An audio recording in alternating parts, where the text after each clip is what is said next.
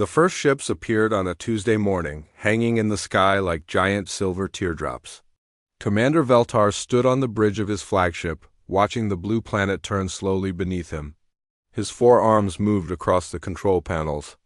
With practiced ease, each crystalline finger tapping commands into the glowing interface. "Status report," he said to his second-in-command, Officer Crickstall. "All invasion fleets are in position, Commander. The human military installations have been identified and targeted. Their primitive radar systems detected us 3 minutes ago." Veltar's mouth curved into what humans might mistake for a smile, though his species felt no joy in conquest. This was simply duty. The Zephyrian Empire had conquered 47 worlds in the past century, and Earth would be number 48. Their research teams had studied this planet for months, cataloging every weapon, every military base, every government facility. "Begin Phase 1, Veltar ordered, on Earth. Major Jake Morrison was drinking his third cup of coffee when the alarm started screaming. He ran to the command center deep under Cheyenne Mountain, his boots echoing in the concrete corridors. The massive screens on the walls showed red dots appearing all over the planet. "Sir, we've got multiple contacts," reported Sergeant Tim Bradley, his voice tight with fear. "They're everywhere. Over major cities, military bases, government buildings." Jake stared at the screens. In his 20 years of military service, he had never seen anything like this. The objects were huge, each one the size of a football stadium. They moved with impossible grace, defying every law of physics he knew. "Get me the president," Jake ordered. "And patch me through to all base commanders, now." Lieutenant Amy Foster burst through the door, her face pale. "Sir, you need to see. The objects are descending. They're not responding to any communication attempts." Outside, in the city of Denver, people pointed at the sky and took pictures with their phones. The alien ships moved like liquid mercury, their surfaces reflecting the morning sun.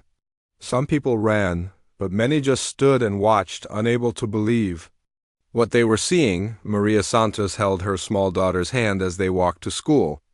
"Mommy, what are those?" little Elena asked, pointing upward. "I don't know, sweetheart," Maria whispered. She pulled out her phone to call her husband, but the call wouldn't go through. All around them, people were trying to use their phones, but nothing worked. High above, the Zephyrian ships began their assault. Beams of blue energy shot down from the vessels, striking military targets with surgical precision. Tank columns melted like ice cream in summer heat. Fighter jets exploded in midair before they could even take off. The aliens' weapons made no sound, just a soft humming that seemed to come from everywhere at once. At Peterson Air Force Base, Colonel Matt Thompson watched his F-16s disappear from radar one by one. "They're taking out everything we've got," he told his communications officer.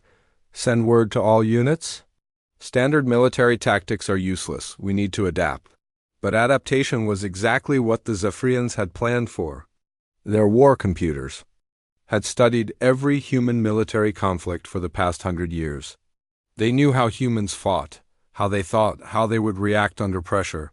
Every strategy, every tactic, every desperate move had been predicted and countered. The invasion moved like clockwork. Within 6 hours, every major military installation on Earth was either destroyed or disabled. The aliens' ground forces began landing in major cities, their troops emerging from smaller ships that looked like floating crystals. The Zephyrian soldiers stood 8 feet tall, with 4 arms and skin that shimmered like oil on water. They wore no armor because they didn't need it. Their personal force fields deflected bullets like raindrops. In Chicago, police officer Don Cooper emptied his service weapon at one of the alien soldiers. The bullets bounced off harmlessly, and the creature turned its large, dark eyes toward him. Don expected to die, but the alien simply walked past him, ignoring him completely. It was then that Don realized something important. The aliens weren't trying to kill everyone. They were conquering, not destroying. The pattern repeated across the globe. The Zephyrians took control of government buildings, power plants, communication centers, and military bases. They set up command posts in major cities and began broadcasting surrender demands in perfect English. French, Spanish, and dozens of other languages. "People of Earth," the message said, "your military forces have been defeated. Resistance is futile. Submit to Zephyrian rule, and you will be treated fairly. Continue to fight, and you will be destroyed." President Robert Hayes sat in the White House bunker, surrounded by his advisors. The Secret Service had wanted to move him to a secure location, but there was nowhere left to run. The aliens had found every hiding place, every bunker, every safe house. "Options?" the president asked. General Patricia Wells shook her head. "We have none, sir. They've neutralized our nuclear arsenal, our Air Force, our Navy, everything. It's like they knew exactly where to hit us." "Because they did," said Dr. Kevin Morris, the president's science advisor. "They've been watching us, studying us. They know everything about our military capabilities." Outside the bunker, Washington, D.C. was quiet. The alien ships hovered over the city like metal clouds, and their troops patrolled the streets. But something strange was happening. The aliens were ignoring large parts of the human population.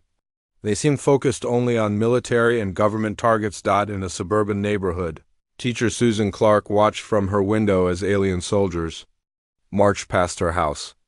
Her dog, a German shepherd named Max, stood beside her, growling softly. The aliens didn't even look at the houses with their white picket fences and normal families. "They're not interested in us," Susan whispered to herself. "They just want to control the important stuff." She was right. The Zephyrians had studied human civilization extensively, but they had focused on what they considered important: weapons, technology, government, military forces. They had noted the presence of domestic animals in human homes, but their reports classified these creatures as non-strategic biological entities, of no military value. This was their first mistake. By the end of the first day, the major governments of Earth had either surrendered or been destroyed. The United Nations building in New York was now a Zephyrian command center. Military resistance had collapsed everywhere. The aliens had won a complete victory in less than 24 hours. Commander Veltar stood in his new headquarters, formerly the Pentagon, and reviewed the conquest reports. Everything had gone according to plan. The humans had fought bravely but predictably. Their weapons were primitive, their tactics outdated, their resistance easily crushed. "The planet is secure, Commander," reported Officer Crystal. "All military forces have been neutralized. Government structures are under our control. The human population appears to be accepting our rule." Veltar nodded, satisfied. "Begin Phase 2. Establish occupation zones. Start cataloging resources and population centers. This world will serve the Empire well." But as the Zephyrians began their occupation, they failed to notice something important. In homes across the planet, millions of dogs, cats, and other animals watched the invaders with alert, intelligent eyes. These creatures had lived alongside humans for thousands of years. They had learned to read human emotions, to understand human needs, to respond to human commands, and they had noticed that their human families were afraid. In houses and apartments everywhere, pets pressed close to their owners. Dogs whined softly when they sensed their humans' distress. Cats purred against frightened children. Birds called out in alarm when alien patrols passed by. The Zephyrians had conquered the human military and government, but they had no idea that Earth's most loyal defenders were still free, still watching, still waiting for their chance to protect the families they loved. The real war was about to begin. 3 weeks after the invasion, Captain Lisa Harper crouched in the basement of a destroyed office building in downtown Chicago. The concrete walls were cracked, and water dripped steadily from broken pipes above. She held her breath as heavy. Footsteps echoed through the street outside. The Zephyrians were doing their evening patrol. Lisa counted 4 sets of footsteps, each one making a distinctive clicking sound on the pavement. The alien soldiers wore boots that seemed to be made of the same crystalline material as their ships. She had learned to recognize the sound and knew exactly how many enemies were passing by. Beside her, a small tabby cat named Whiskers sat perfectly still, his ears twitching. The cat had appeared 3 days ago and seemed to understand that Humans were hiding. Lisa had tried to shoo him away, but he kept coming back. Now she was glad he was there. Something about the cat's presence made her feel less alone. The footsteps faded away, and Lisa relaxed. She pulled out a small radio and whispered into it, "Eagle Base, this is Harper. Patrol just passed. 4 soldiers heading east on Madison Street." The voice that answered belonged to Dr. Ben Rodriguez, a veterinarian who had become the unofficial leader of the Chicago Resistance. "Copy that, Lisa. We've got similar reports from 6 other locations. The aliens are sticking to their schedule." Ben sat in the basement of his old animal clinic, surrounded by charts and maps, but these weren't medical charts. They were patrol schedules, movement patterns, and behavioral observations about the Zephyrian occupiers. In the past 3 weeks, he had discovered something that the aliens' advanced computers had missed. The Zephyrians were predictable. Their patrols followed exact routes at exact times. They visited the same locations every day. They responded to threats in the same way every time. It was like they were following a computer program, which Ben realized they probably were. "Ben, you need to see this," called Dr. Kate Sullivan from across the room. Kate had been an animal behaviorist before the invasion. Now she was studying a different kind of animal behavior. Ben walked over to where Kate sat at a small table covered with notebooks. "What did you find?" Kate pointed to a chart she had drawn. "Look at this. Every time the aliens patrol through residential areas, the dogs start barking about 2 minutes before they arrive. Every single time." Ben studied the chart. Kate was right. The pattern was clear. "How is that possible?" "Dogs have incredible hearing," Kate explained. "They can hear sounds we can't. And their sense of smell is thousands of times better than ours. I think they're detecting the aliens long before we can." Ben felt a surge of excitement. If the dogs can detect them that far away, we'd have advance warning of every patrol. Kate finished, "But there's more. Watch this." Kate opened her notebook to a page covered with small, careful drawings. "I've been watching the cats in the neighborhood. They're not just hiding from the aliens. They're following them." The drawings showed cats moving through alleys, climbing fire escapes, and slipping through broken windows. Each drawing was labeled with a time and location. "The cats are tracking the patrols," Kate continued. "They're gathering information. And I think they're trying to tell us something." As if to prove her point, a large orange cat jumped through a hole in the basement wall. The cat walked directly to Ben and dropped something at his feet. It was a small piece of crystalline material, the same type used in Zephyrian equipment. Ben picked up the crystal carefully. It was warm to the touch and seemed to pulse with a faint inner light. "Where did you get this, buddy?" The cat meowed once and walked to the wall. It looked back at Ben, then disappeared through the hole again. "He wants us to follow him," Kate said. Ben and Kate grabbed their flashlights and crawled through the hole. The cat led them through a maze of basement tunnels that connected several buildings. They emerged in the basement of a grocery store. 6 blocks away, the cat led them to a ventilation grate near the ceiling. Through the grate, they could see into the store above. The Zephyrians had turned the grocery store into a supply depot. Alien soldiers were moving boxes of equipment and supplies. "Look at that," Kate whispered, pointing to a stack of crystalline devices. "Those are the same type of crystal the cat brought us." Ben watched the aliens working. They moved with mechanical precision, each one performing specific tasks. But he noticed something else. Every few minutes, one of the aliens would stop and check a small device on their wrist. Communication devices, Ben realized. They're staying in contact with their command center. The cat meowed softly and dropped another crystal at Ben's feet.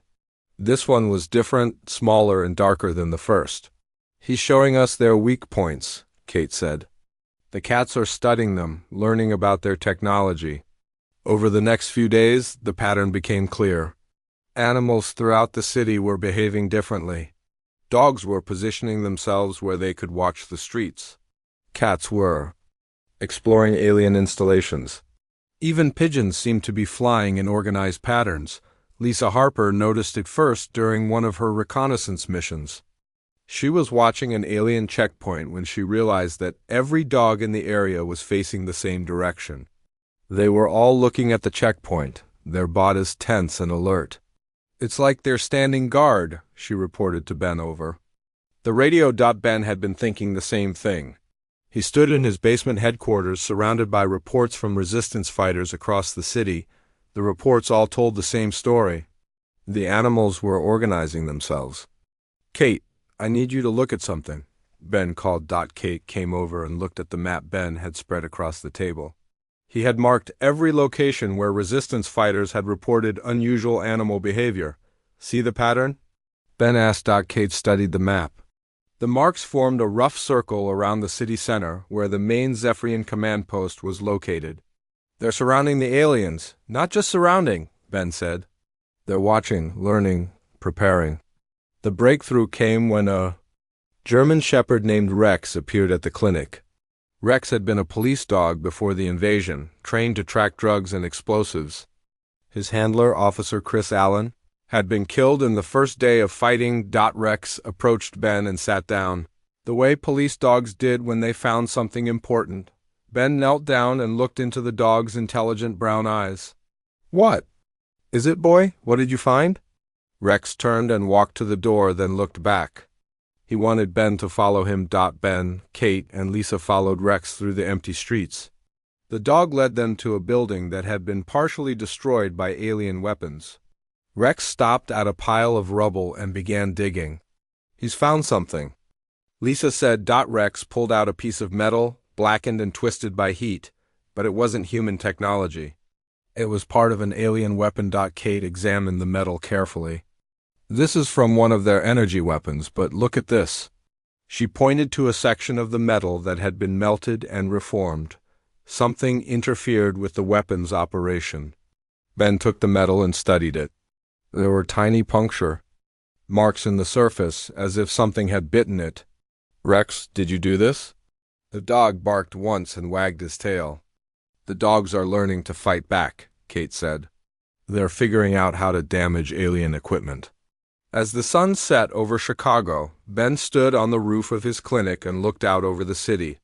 The Zephyrians had conquered the human military and government, but they had no idea what was happening in the shadows. An army of four-legged soldiers was gathering, led by creatures who had loved and protected humans for thousands of years. The aliens had studied human technology and human tactics, but they had never bothered to understand the bond between humans and their animals. That oversight was about to become their greatest weakness. In homes and shelters across the city, pets were waiting for their chance to defend their families. The real resistance was just beginning. The first coordinated attack happened at dawn on a cold Thursday morning. Rex, the German shepherd, had been watching the alien patrol schedule for weeks. He knew that every morning at exactly 6 o'clock, 4 Zephyrian soldiers would walk down Main Street to check their equipment depot. Staff Sergeant Chris Allen had trained Rex well before the invasion. Even though Chris was gone, Rex remembered every command, every signal, every lesson. The dog had been waiting for the right moment to strike back. Rex positioned himself in an alley between two buildings. He could smell the aliens coming long before they appeared. Their scent was sharp and metallic like burning wire. When the patrol rounded the corner, Rex was ready. The lead alien carried a crystalline device that pulsed with blue light. Rex had watched these devices carefully and learned that they were communication tools. If he could destroy it, the patrol would be cut off from their command center. Rex burst from the alley at full speed. The aliens turned toward him, but they were too slow. Rex leaped high and clamped his jaws around the communication device. The crystal cracked with a sound like breaking glass. The alien soldier tried to shake Rex off, but the dog held on tight. His teeth, designed by millions of years of evolution to grip and tear, found weak points in the crystalline structure. The device shattered completely. The other aliens raised their weapons, but Rex had already disappeared back into the alley. He knew every hiding place, every escape route, every shortcut in the neighborhood. The aliens could not follow him. 3 blocks away, Dr. Ben Rodriguez watched the scene through binoculars. "It worked," he whispered into his radio. Rex disabled their communications. Similar attacks were happening all over the city. Dogs were striking at alien patrols, targeting their equipment rather than the soldiers themselves. The animals seemed to understand that they needed to be smart, not just brave. In the financial district, a border collie named Bella had learned to operate the simple controls on human security cameras. Border collies were bred to be intelligent, to think independently while working with humans. Bella used these skills to turn the cameras toward alien positions and relay information to the resistance. Dr. Kate Sullivan watched Bella work and felt amazed. "She's actually operating the controls," Kate told Ben over the radio. "She's figured out which buttons to press." "Intelligence was never just about having big brains," Ben replied. "It was about solving problems and adapting to new situations. These animals are doing exactly that." The cats were proving to be even more effective than the dogs. Their natural stealth and climbing abilities made them perfect for infiltration missions. A group of cats led by a large black tom named Shadow had discovered something important about the alien technology. Shadow had been exploring the ventilation system of the alien command center when he found the main power conduit. The aliens had never considered that Earth animals might be small enough to access these areas. Shadow and his team began systematically damaging the power cables with their claws. The damage was subtle at first. The aliens noticed minor power fluctuations but dismissed them as normal wear and tear. They had no idea that a team of cats was slowly destroying their infrastructure from the inside. Nina Walsh, a former electrical engineer who now worked with the Resistance, watched the cats work through a security monitor. "They're targeting the most vulnerable points," she reported. "It's like they understand how electrical systems work." The breakthrough came when the animals began working together in ways that surprised even the humans who knew them best. Dogs and cats, natural enemies in human folklore, started coordinating their attacks. Officer Don Cooper, who had survived the first day of invasion, was hiding in an abandoned police station when he witnessed the first joint operation. A pack of dogs had surrounded an alien supply convoy, barking and creating a distraction. While the aliens focused on the dogs, a group of cats slipped under the vehicles and began damaging the anti-gravity systems. The convoy's vehicles began to malfunction. Some tilted sideways, others started spinning in circles. The alien soldiers abandoned their vehicles and tried to continue on foot, but the dogs followed them, maintaining constant harassment. "They're using pack tactics?" Nan reported to Ben. "The dogs are working together like wolves, and the cats are providing technical support." Ben felt a surge of hope. For the first time since the invasion, the humans were winning small victories. But he knew they needed something bigger, something that would really hurt the aliens. The answer came from an unexpected source. Dr. Lucy Martin, a biologist who had been studying animal behavior since the invasion, made a discovery that changed everything. Lucy had been monitoring the sounds that different animals made when aliens were nearby. She noticed that dogs didn't just bark randomly. They were communicating with each other, sharing information about alien positions and movements. "It's like a natural radio network," Lucy explained to Ben. "Each dog is a relay station, passing messages to other dogs across the city." But Lucy had found something even more interesting.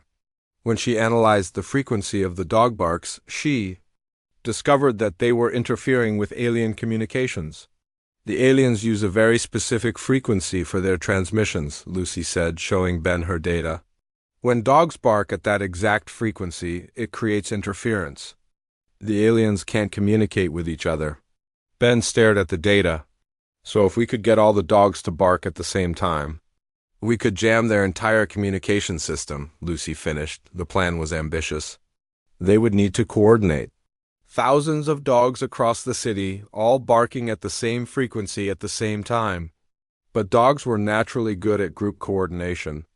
They had been pack animals for millions of years. Ben and his team began spreading the word through the Resistance network.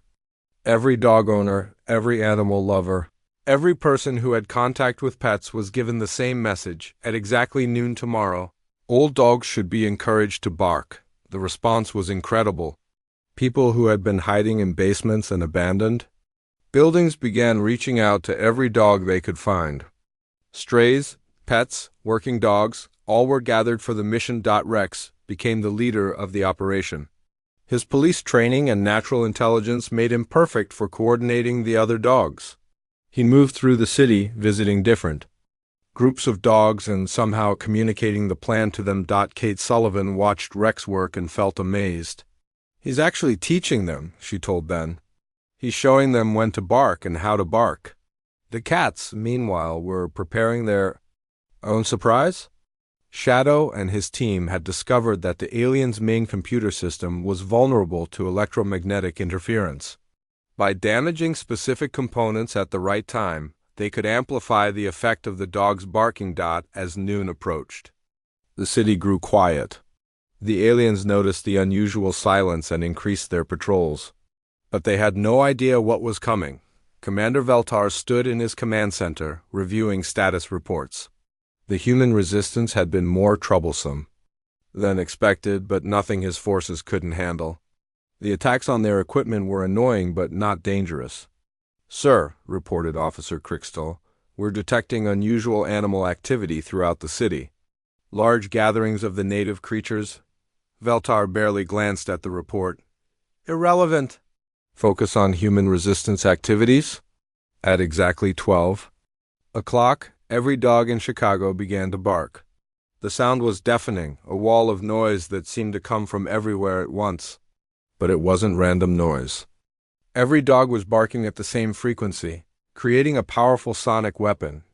The alien communication system failed instantly. Command centers went silent. Patrol radios died. The sophisticated network that coordinated the occupation collapsed. In seconds. At the same moment, Shadow and his cats completed their sabotage. The power fluctuations they had been creating suddenly became a complete system failure. Lights went out across the alien installations. The Zephyrians found themselves blind, deaf, and isolated. Their technological superiority meant nothing without communication and power. For the first time since the invasion, they were truly vulnerable. The real war had begun. The chaos began immediately after the dogs stopped barking. Commander Veltar stood in his darkened command center, watching his officers scramble to restore power and communications. Emergency lights cast strange shadows on the walls, and the silence from their communication systems was deafening. "Status report," Veltar demanded, his forearms moving frantically across dead control panels. "All communications are down, sir," reported Officer Crickstall, her voice strained. "Power is failing in sectors 7 through 15. We cannot contact any of our patrol units." Veltar felt something he had never experienced before in 40 years of military service: confusion. His species had conquered dozens of worlds, but never had they faced an enemy that could coordinate such a precise attack on their technology. "How is this possible?" he asked. "Our intelligence reported no significant human military capabilities remaining." Outside the command center, the city was coming alive. Captain Lisa Harper emerged from her hiding place in the basement, her radio crackling with excited voices from resistance fighters across Chicago. "All units, this is Eagle Base," came Dr. Ben Rodriguez's voice. "Phase 1 is complete. Begin Phase 2 immediately." Lisa smiled as she checked her weapon. Phase 2 was the part she had been waiting for. While the animals had disabled the alien technology, the human resistance would strike at their most important targets, but the animals weren't finished. As the alien patrols stumbled through the dark streets, trying to re-establish contact with their commanders, they found themselves facing enemies they had never trained to fight. Rex led a pack of 20 dogs through the financial district where the aliens had established their main supply depot. The German Shepherd had learned to read the aliens' body language over the past weeks. He could tell when they were confused, when they were afraid, when they were about to run. The alien soldiers in the depot were doing all three. Without their communication devices, the soldiers had no way to coordinate their defense. Rex divided his pack into 3 groups, surrounding the building from different directions. The dogs began their attack not with violence, but with sound. 20 dogs howling at the same time created a psychological weapon that the aliens had never encountered. The sounds seemed to come from everywhere, echoing off buildings and growing louder with each passing second. The alien soldiers, trained to fight with high-tech weapons and computer support, had no idea how to respond to such a primitive but effective tactic. Officer Dan Cooper watched the attack from a nearby rooftop, speaking into his radio. "The dogs are using fear as a weapon," he reported. "The aliens are actually backing down." Inside the depot, the Zephyrian soldiers were indeed retreating. Their species had evolved on a world where the loudest predators were about the size of Earth rabbits. The howling of Earth dogs triggered deep instincts that told them to run and hide, but the dogs weren't just making noise. While the aliens focused on the howling, Rex slipped into the building through a loading dock. His nose led him directly to the most important target, the power core that supplied energy to the alien equipment. Rex had watched the aliens work for weeks. He had learned that the glowing blue crystals were always treated with special care, always handled gently.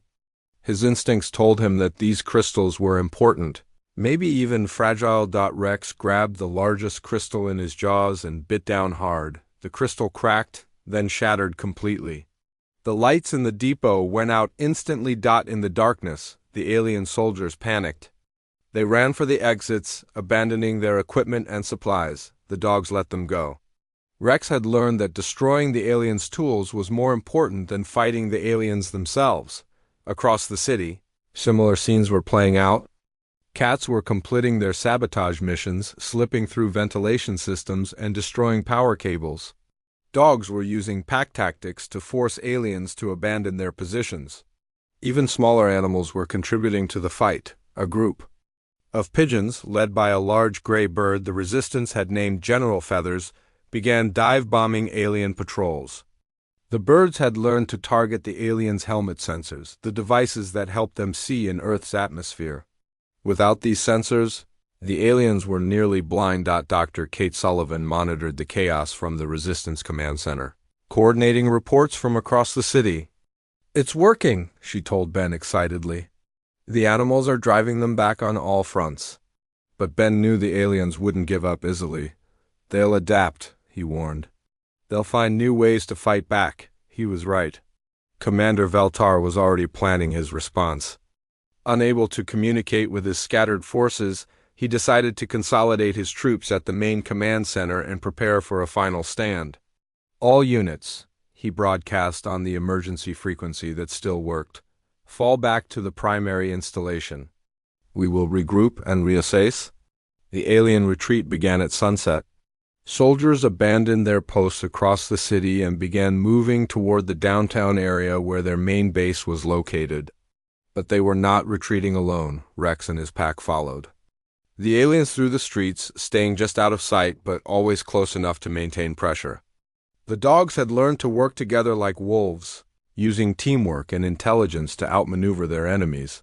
Shadow and his cats moved through the underground tunnels, racing ahead of the aliens to reach the command center first.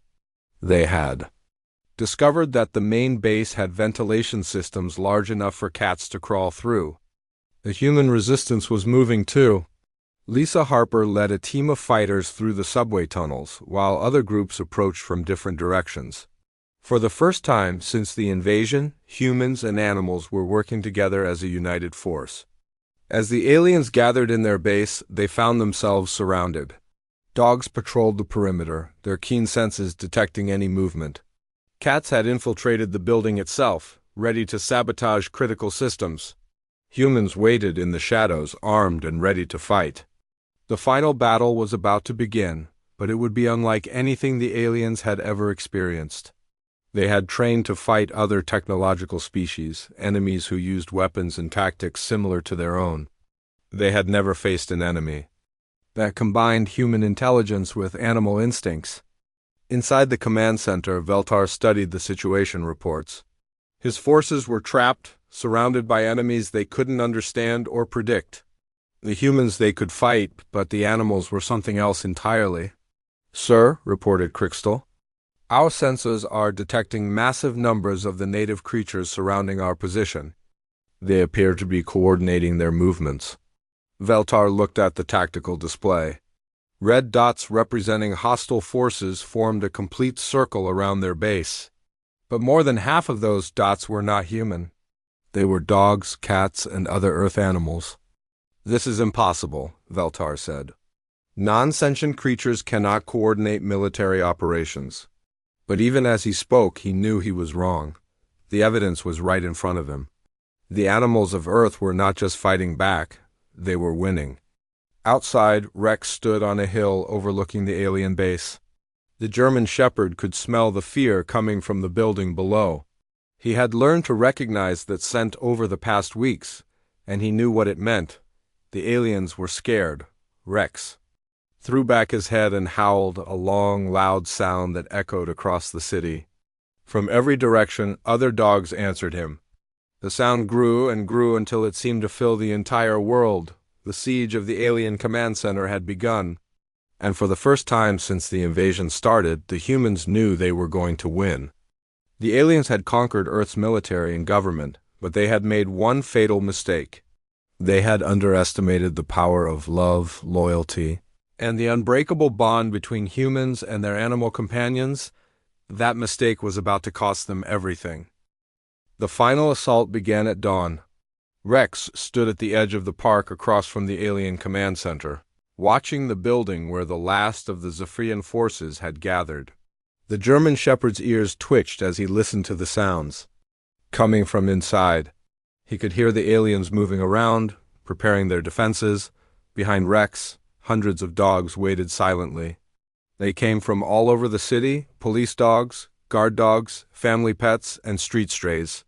All of them understood that this was the moment they had been preparing for. Their human families were counting on them. Colonel Matt Thompson crouched beside Rex, his hand resting gently on the dog's head. Matt had been a military officer before the invasion, and he understood the importance of timing in battle. But he had learned something new over the past weeks. Sometimes the best strategies came not from human planning, but from animal instincts. "You know what to do, boy," Matt whispered to Rex. "We'll follow your lead." Rex looked up at Matt, his intelligent brown eyes full of understanding. Then he turned toward the building and let out a single, sharp bark. It was the signal everyone had been waiting for. The attack came from every direction at once. Dogs charged toward the building from the north, south, east, and west. But this wasn't a wild, uncontrolled assault. Rex had organized them into coordinated groups, each with a specific target and purpose.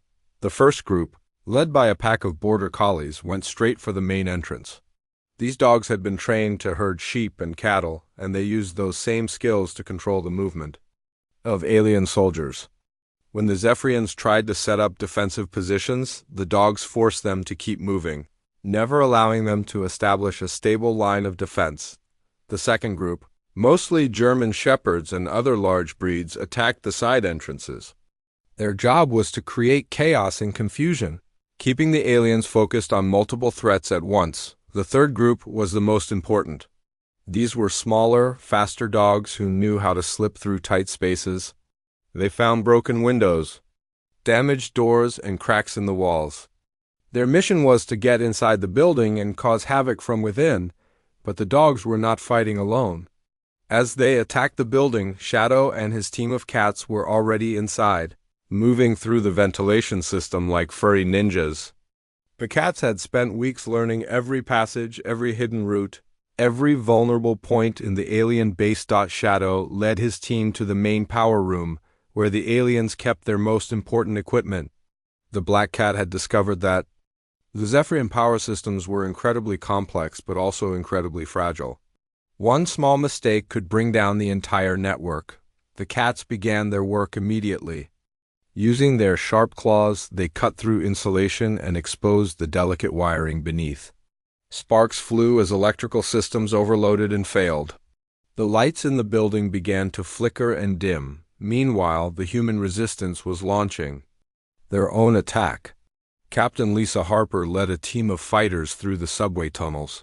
Emerging in the basement of the building next to the alien command center, Dr. Ben Rodriguez coordinated the assault from his mobile command post, using reports from both humans and animals to track the battle's progress.